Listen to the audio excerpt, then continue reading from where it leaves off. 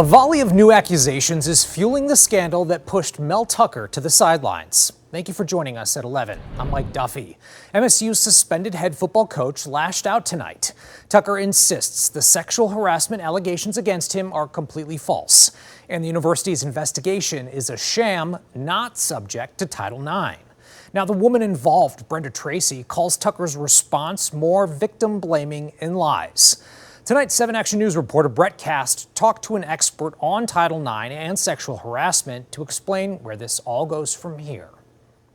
Well, Mel Tucker today claims that this is not a Title IX investigation, is not a Title IX hearing, because this incident falls outside the scope of Title IX. And that may actually turn out to be true. But the university does have its own separate policy on relationship violence and sexual misconduct that this incident may fall under. I was kind of disappointed. I was very disappointed. MSU fans still shocked over allegations against head football coach Mel Tucker that claim he sexually harassed a rape survivor who was hired by the school to educate athletes against sexual assault. He admits to touching himself during a phone call with her, saying it was consensual. He said it's all fabricated, but we'll just have to see when the facts come out. Fan Masio Rhodes is referring to this letter released today by Coach Tucker that calls the investigation a sham. Tucker says the allegations fall outside Title IX or any university policy, but the school does have a separate policy that this could fall under. And universities are allowed to do that. They're not limited just to the laws that exist. They're allowed to create their own policies about conduct and behavior of employees and students. Attorney Deb Gordon specializes in Title IX and sexual harassment cases, having represented parties on both sides. She pushes back on Tucker's accusation the hearing is flawed.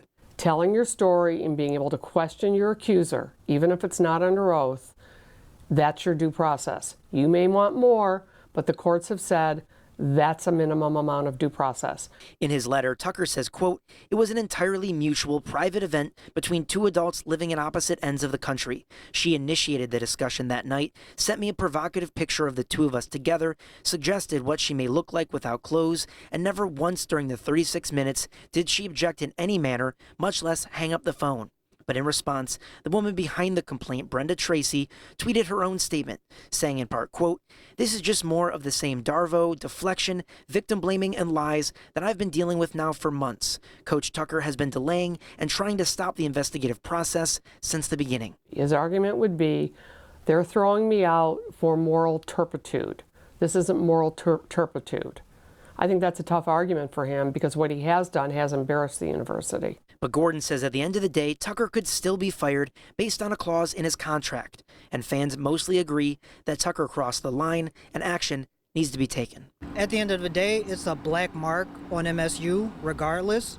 So there's definitely going to be some disciplinary action, whether that be a suspension, whether that be him being terminated, I don't know, but they're definitely going to have to do something. And this hearing will take place on October 5th and 6th. Tracy has said that she will be there and will make herself available to be cross-examined by Tucker's attorneys. She then challenged Tucker to do the same. I'm Brett Cast, 7 Action News. Well, the MSU president and board of trustees issued a joint statement tonight. It says that the board was notified of a complaint filed against Tucker in December of 2022. But in following MSU protocol, the administration did not provide details. The board says it found out more through the media after the story broke yesterday. Okay, Governor Gretchen Whitmer, an MSU alumni, issuing a statement tonight on the Mel Tucker sexual misconduct investigation. She says in part, quote, "As a survivor, I am shocked. As a Spartan, I am disappointed. As governor, I want answers." She adds, "We deserve to know when the university knew about these allegations and why they made the decisions they did," end quote.